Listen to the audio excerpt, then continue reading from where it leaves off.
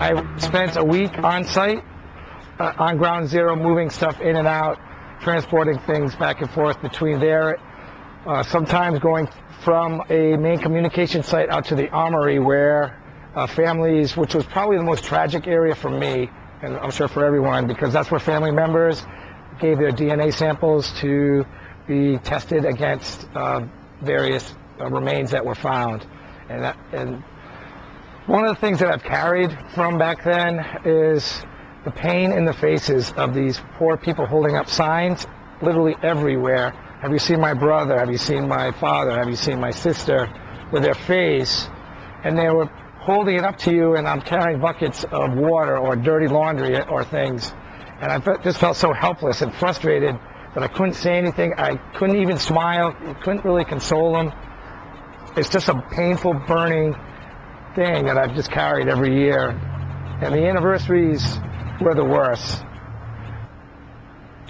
When I left, I felt very frustrated, very sad, very empty and incomplete, and so every year I figured, what can I do, because this isn't a healthy way to live.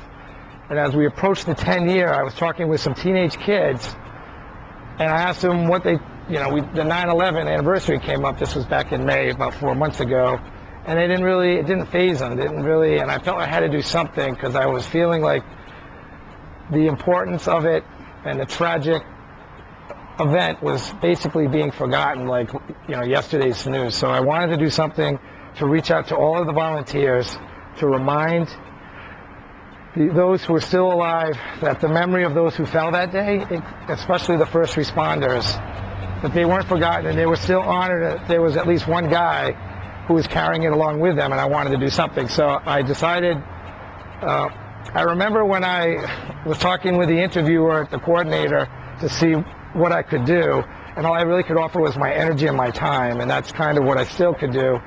And so I decided I was going to walk from starting at the Pentagon to Shanksville, then back to ground zero.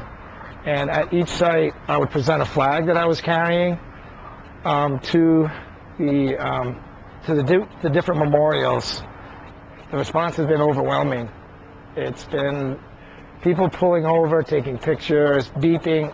Particularly the truckers and the motorcycle guys have been off the hook, thumbs up, giving me water, kind of a deal. And I've yet to have a negative experience on this trip in any way.